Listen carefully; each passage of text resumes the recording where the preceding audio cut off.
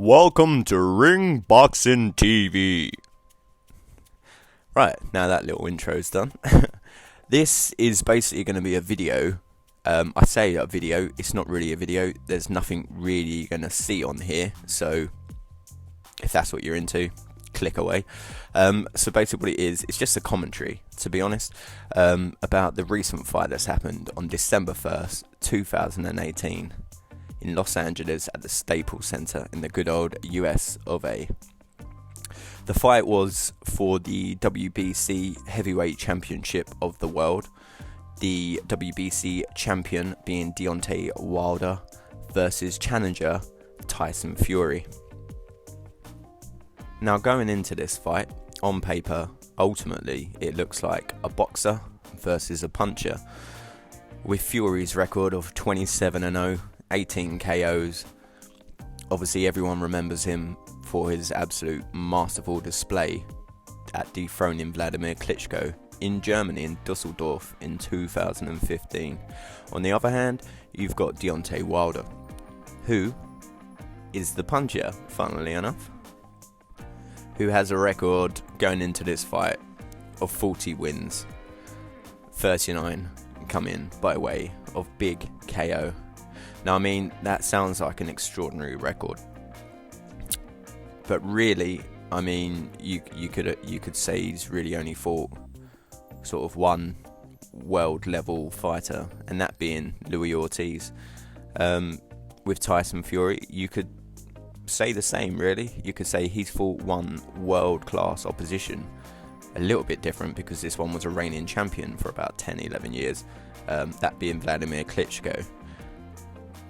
Now, the way this fight came along was a little bit of a shock to everyone in boxing, really, because we went through the entire summer, I believe, of Anthony Joshua and Deontay Wilder apparently negotiating. It was all very well publicised, all in the media, figures, numbers, rumours, all circulating around. Ultimately, the negotiations broke down and that fight didn't happen. So Deontay Wilder's team, they looked around, wanted someone else to fight, obviously, and up stepped Tyson Fury. Now, Tyson Fury, as we all know, dethroned Vladimir Klitschko to become the unified heavyweight champion of the world in 2015. Now, after that, it's all very well publicised what happened. I mean, it was frankly quite disgusting what happened when he came back.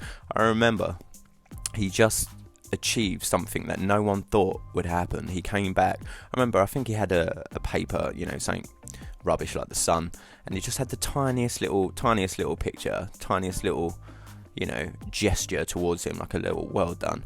Now, in the coming weeks, he got absolutely torn apart in the media for the things he was saying.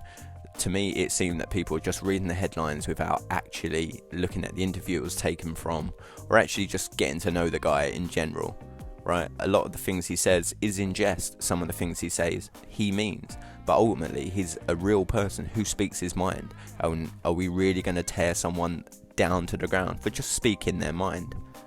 Regardless, he came back after ballooning up. I believe it was November 2017. He was clocked at around 27 stone, and there was the rumours of a comeback trial. Now, a lot of people didn't believe this was going to happen. I mean, you just have to look at Tyson Fury at that stage in his life and think, this is going to be a long road. Could you really see him fighting a top level heavyweight for a belt within 12 months? Just over 12 months, sorry, but that in itself is incredible. It's all very well publicised, the mental health issues he's gone through, and now he's really become an ambassador for mental health. Regardless, so he's come into this fight after a 2 to 3 year layoff. He's had 2 warm-up fights. The 2 warm-up fights were against opposition that really had no business sharing a ring with Tyson Fury. Now, there was rumours that he was obviously going to have more fights. I believe it was scheduled, he wanted about 5 comeback fights to get tuned up, really, to see where he's at. Regardless, I mean, these opportunities in boxing, when they do come around, you've got to grab them, because I mean, if he didn't take this opportunity against the WBC champion Deontay Wilder, what could have happened? He could have had another 3 more fights. He could have got frozen out. AJ Wilder could have been making fights. There could have been all sorts. He could have been losing out.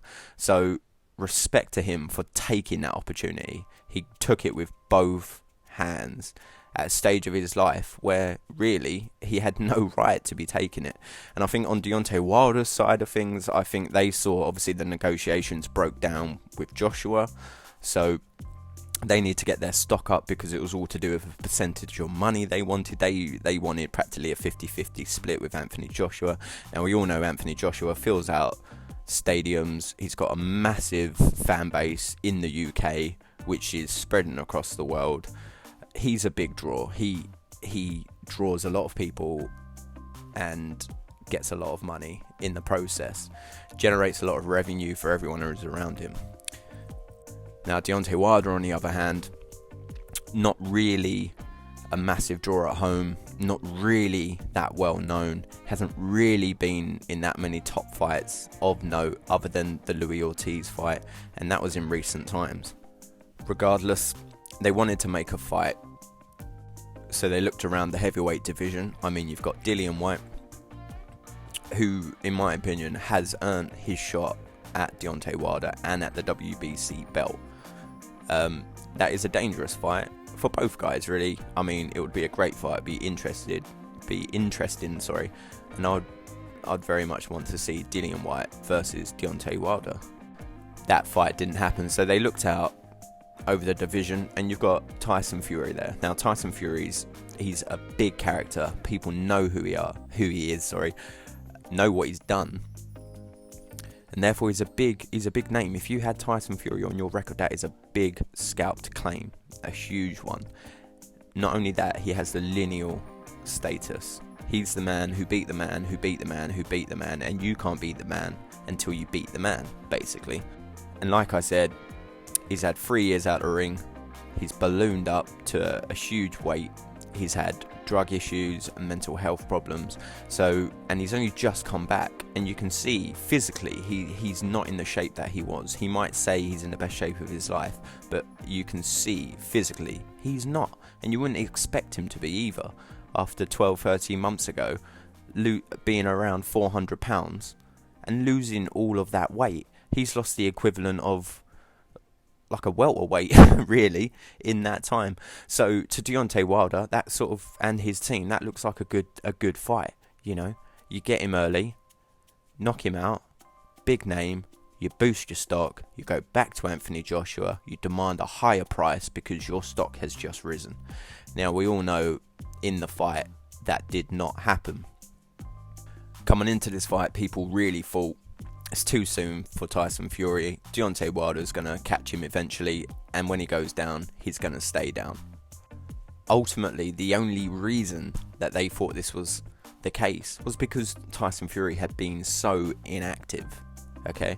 If Tyson Fury had been fighting, had never gone through any of his sort of issues and problems that he's gone through, the trials and tribulations, it wouldn't even be a contest. You wouldn't even be thinking Deontay Wilder's going to win. You'll be saying Fury is going to take this, and he's going to take it with ease, because that is how good Tyson Fury is at boxing.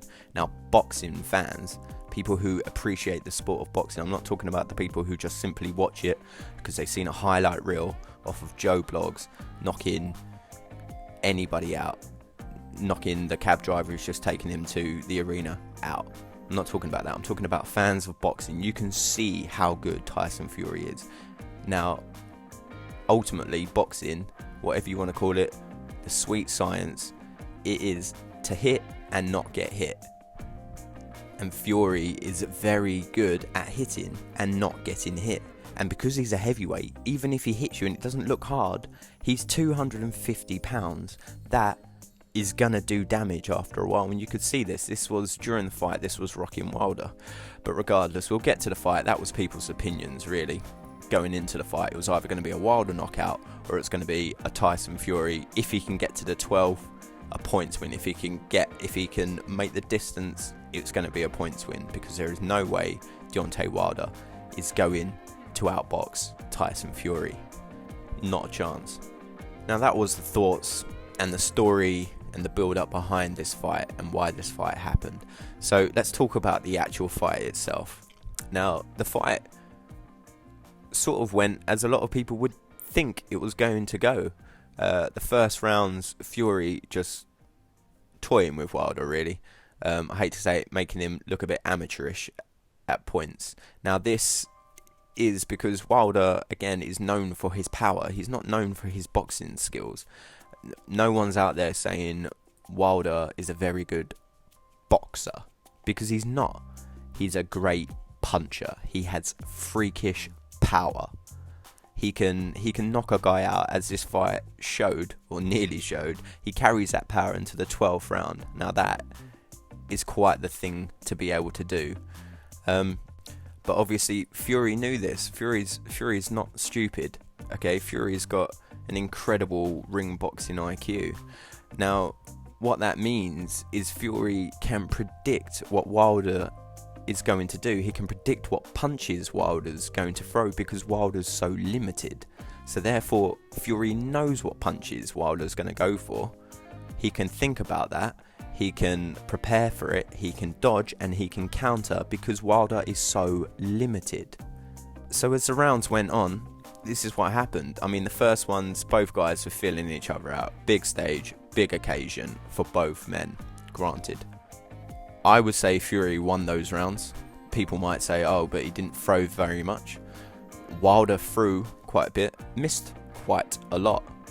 And this is another thing that will sway judges, or should do. We'll get onto the judges a little bit later. But this should sway judges, because if you're able to hit and not get hit, then you're winning a round. It's as simple as that. Even if you haven't thrown that many, if your opponent hasn't touched you up or hit you either and you've been dodging them, then yes, you're going to win the round, simply because you're landing more points scoring shots. That's just the way it goes. Regardless if there's only 5 punches thrown in a round, if one guy lands 4 and the other lands 1, well, that's quick math. And as the fight progressed, you could see Wilder sort of becoming a bit frustrated. He looked a bit lost. He was throwing wild punches. Tyson was dodging them, and he was showboating a bit. And this is in Wilder's backyard, so this has got to be frustrating him, and it's got to be using up energy as well. You've got nervous energy. You're throwing wild punches and you're missing. That probably takes more energy out of you than throwing a punch and actually landing. Not to mention, it can cause you serious injury if you keep throwing air shots and not actually landing on a target. It's very easy to damage yourself. So this was sort of the theme of the fight, really, until the later rounds. Fury was outboxing him. Wilder was chasing him around the ring, looking amateurish, because he wasn't cutting off the ring. He was simply plodding after him, looking for that big 1-2 or a left hook. And Fury could just see this all day long.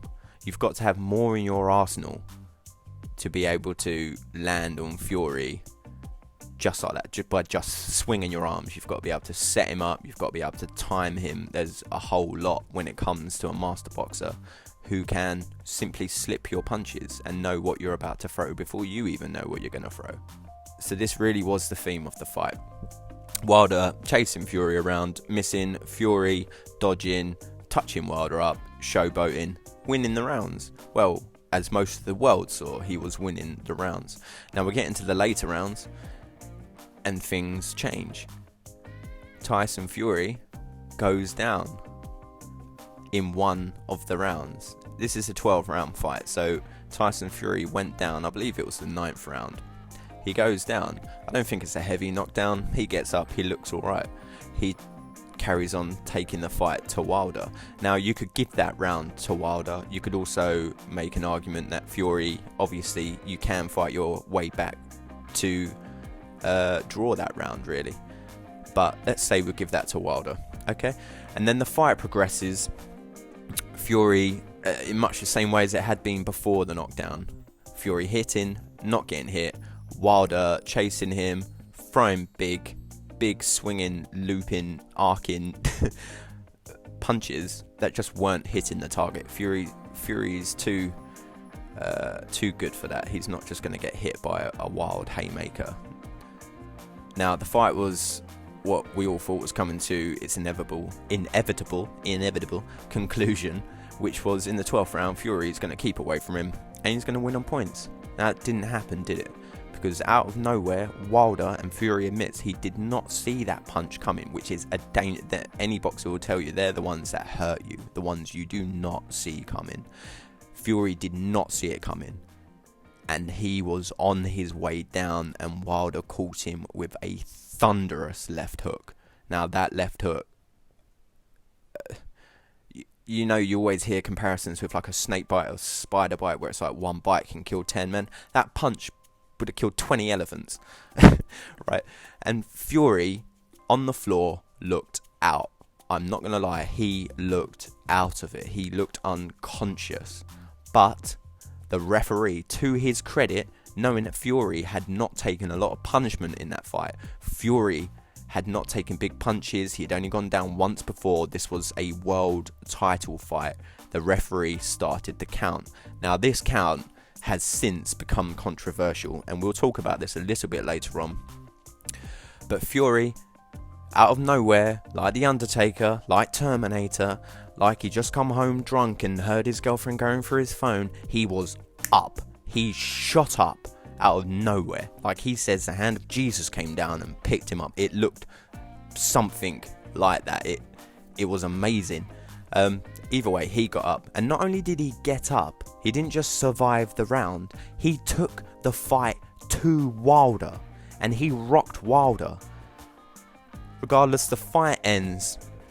Ultimately, everyone around the world assumes we have a new WBC heavyweight champion of the world, and his name is Tyson Fury. Now, unfortunately, that was not the case. Somehow, a referee gave the fight wide to Wilder. Now, ultimately, most people will agree that Wilder won clearly, if you want to say, 2 rounds, and that could be the 2 rounds that he scored the knockdown against Tyson Fury. And you would have to give the rest of the fight to Tyson Fury, but there are a few rounds that may be home advantage, this and that. You could possibly give it to Wilder. Even then, Wilder doesn't come close to winning. He really doesn't. And for that judge to actually give it a wide decision to Wilder, now that's something you can call corruption, whatever. There is something fishy going on with that. Because if there isn't something fishy going on with that, then why is he there? Because he clearly cannot score a boxing match, can he? He just can't do it. He's not competent enough to do it. And not only that, to do it on that level as well, on a pay-per-view card for a heavyweight championship of the world. So that judge really has he's let a lot of people down. He's let himself down. But no, ultimately, he should never be able to judge another boxing fight again, because that was just simply one of the most ridiculous scorecards I've ever seen. But I mean, we do get this time and time again in boxing. Again, we're going to get to this whole corruption a little bit later. Anyway, the fight concludes. Ultimately, it's a draw. Scorecards come in, 1 for Fury, 1 for Wilder. The last judge, I believe it was a 113, which was a draw. Now, I'm not going to cry about the 113 draw, because like I said, home advantage, early rounds, they might have not been going the way everyone thought they were. The rounds that everyone thought, oh, Fury was winning, there wasn't a lot in the rounds, but we would give it to Fury. Okay, you could give them to Wilder maybe. Okay, maybe. And if you're calling it a 2-point on the one that Fury got knocked down, okay, maybe. I'm not going to cry about that. The one I will cry about is the one where it was wide for Wilder, because anyone with eyes can see that was not the case. So the fight ultimately ends a draw. In my opinion, that was definitely not the outcome it should have been. And it just almost screams corruption. Now, it may not be, but that is what it's perceived to be from the wider audience of boxing. Because what this means is ultimately we go again. And I mean, we've seen this with Canelo, Triple G, these big money fights, big ones, for some reason start to finish in a draw. So ultimately that just means you do it all again and you get everyone's money again. So it's basically 2 for the price of 1. But with that one, okay, some draws you could be like, okay, like maybe Canelo Triple G, maybe, but ultimately no, Triple G won that first fight for me as well. But ultimately, this means we just do it all again and they generate more money. But what I think more so, what I believe, I don't think it's for the rematch. In my opinion, I do not believe Wilder would want a rematch. You've got to remember Tyson Fury took 2 to 3 years out. He's only just had 2 warm-up fights. He's not in the shape of his life. He's not at his best. And he just took Deontay Wilder 12 rounds and schooled him at the same time. Granted, he got knocked down twice. Okay, fair play to Wilder. He landed on him twice. That tremendous power helped him and put Fury on his ass. But Fury got up and he took the fight to Wilder. And ultimately, Fury won that fight in my opinion. And I do not believe Wilder will want a rematch. Fury would be better, sharper, more determined. And this might sound strange, but I could even see Fury stopping Wilder in the next fight. If Fury starts planting his feet and catches Wilder and has it in his head that he needs to actually stop Wilder for the win instead of just embarrassing him with a boxing lesson, I believe Fury could.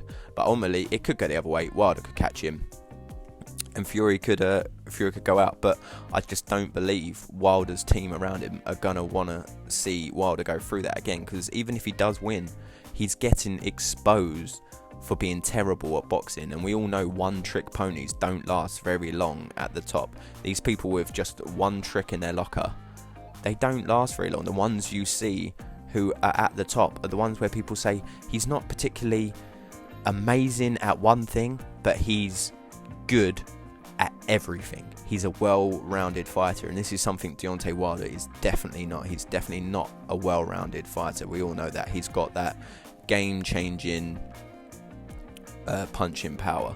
Now at the very top, like we've just seen, that's not enough. Well, unless you've got judges on your side, it shouldn't be enough. Now I don't think, like I said, Wilder's going to want that rematch with Fury. I'm not too sure what the rematch clauses are. He might not be able to afford it.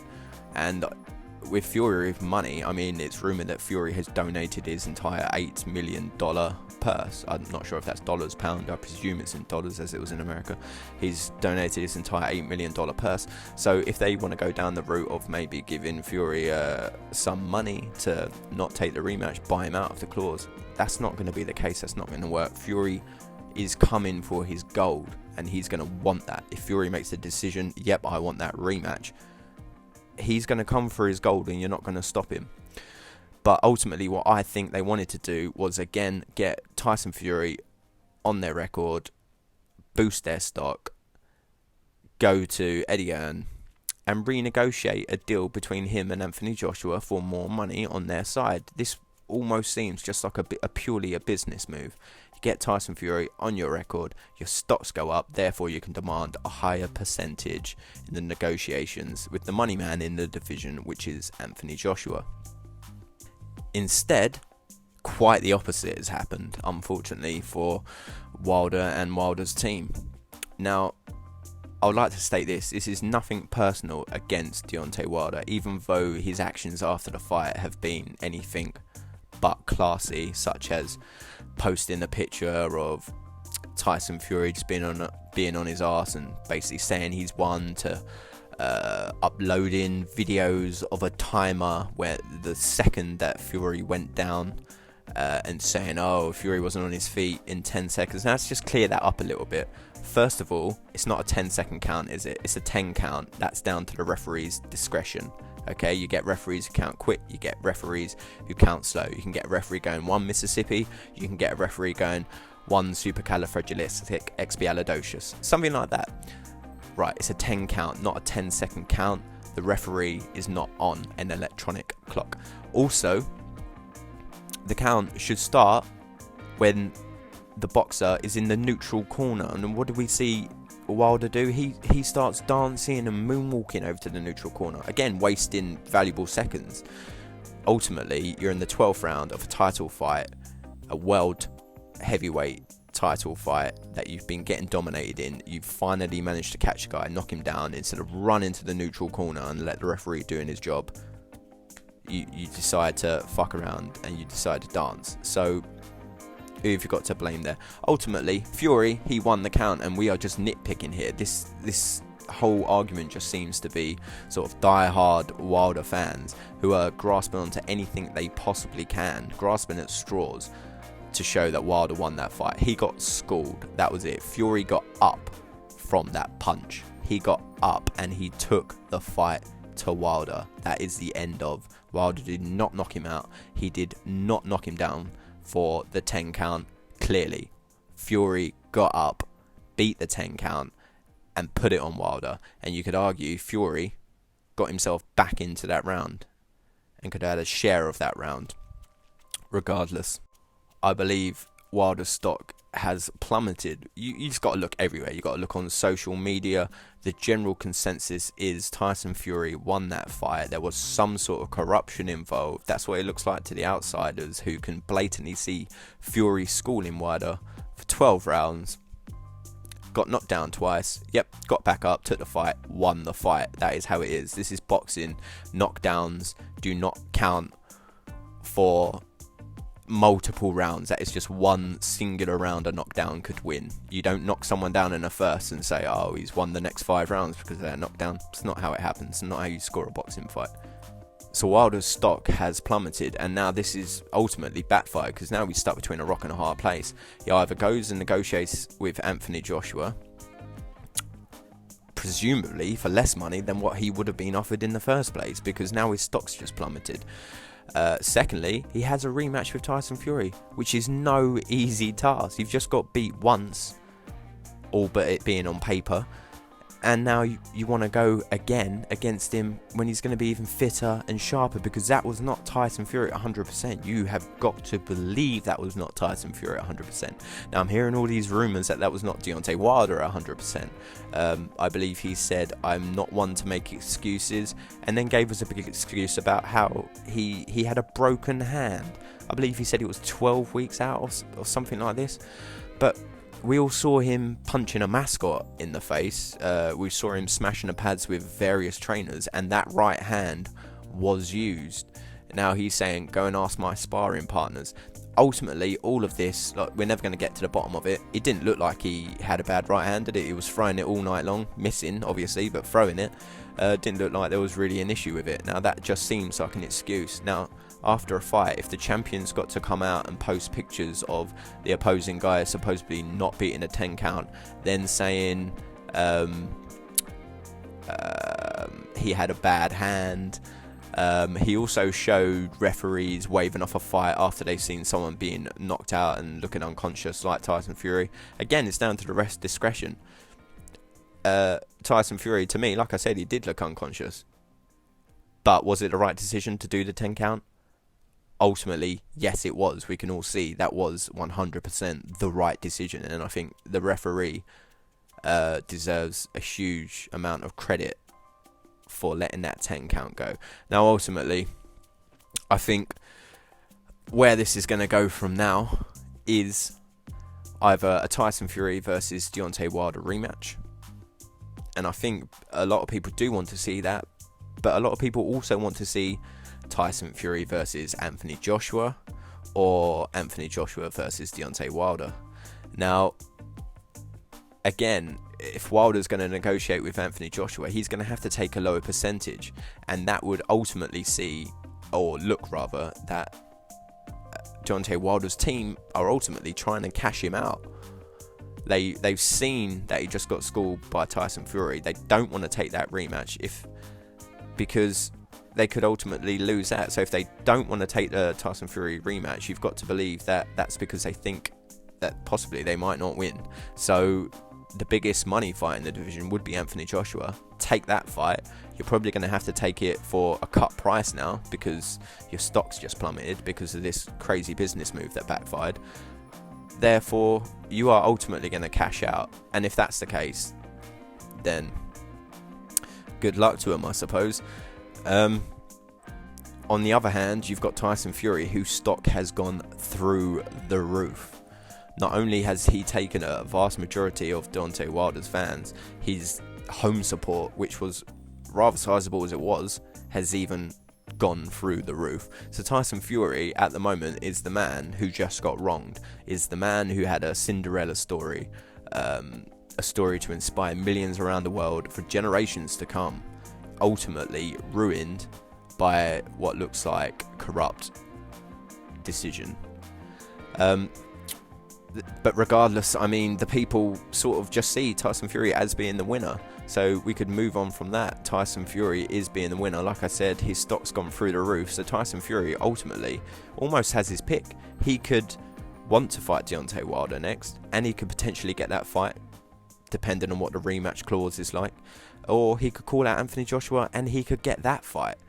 Either way, the heavyweight division is looking like it's finally sort of coming to its conclusion. We've had for a fair few years the names of Tyson Fury, Anthony Joshua, and Deontay Wilder. I say a fair few years. Let's be real. Probably, 3-4 years. They've been the main talking points of the division. You've had other sort of fighters there and thereabouts, like your Dillian Whites and your Joseph Parkers, but ultimately, the three top names on everyone's tongue would be Anthony Joshua, Tyson Fury, Deontay Wilder. Now, we've just seen Tyson Fury and Deontay Wilder, regardless of the official result. We've seen basically Tyson Fury beat Deontay Wilder. So that leaves AJ and Tyson Fury. But we still do want to see, and I do want to see Anthony Joshua fight Deontay Wilder, because I believe that'll be a fight that will just be on the edge of your seat. Whoever lands first, it's going to be one of those. So ultimately, I would like to see that. So the way I would like to see things would be an Anthony Joshua versus Deontay Wilder fight. But on the other hand, it's not really fair for Tyson Fury, is it? Because he won that fight. But I would like to see the winner of that then face Tyson Fury, whether it be Wilder and you have a rematch with Fury, or whether it AJ and then you have against Fury the lineal champ against the ultimately unified champion in either Wilder or Anthony Joshua. But ultimately, finally, it looks like we're going to come to a conclusion and we can finally have the best heavyweight boxer with all the belts. Whether that be Anthony Joshua or Tyson Fury, potentially Wilder, I can't see that happening. I think Wilder has just been exposed. Even Deontay Wilder's hardcore fans, the ones, you see him everywhere in all the comment sections before the Tyson Fury fight. Notice how they've gone a bit quiet now. Some of them are still there, but ultimately before it was, Wilder's going to knock him out in 1, Wilder's going to knock him out in 2.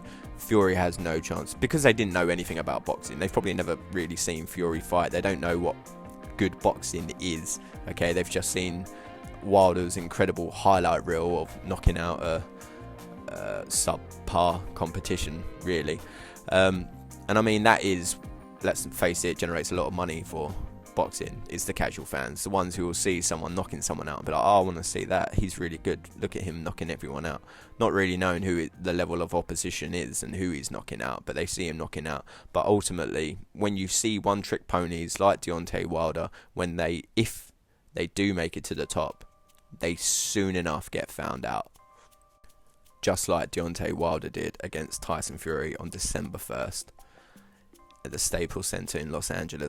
So because of that, I think the biggest money fight, and the one that makes the most sense next, would be Tyson Fury against Anthony Joshua in the UK. That would do phenomenal numbers, huge sellout stadium, massive pay-per-view, and I think that ultimately, due to fan bases, would be the biggest fight you could make in the heavyweight division. Now, you've got the problem, because the official result of Tyson Fury against Deontay Wilder was not a Tyson Fury win. It was a draw.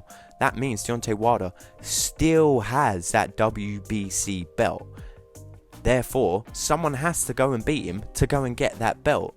Now, you might all say Tyson Fury did just beat him, but regardless, the outcome means Wilder has that WBC belt. And because of that, that throws a spanner in the works of Tyson Fury going to fight Anthony Joshua.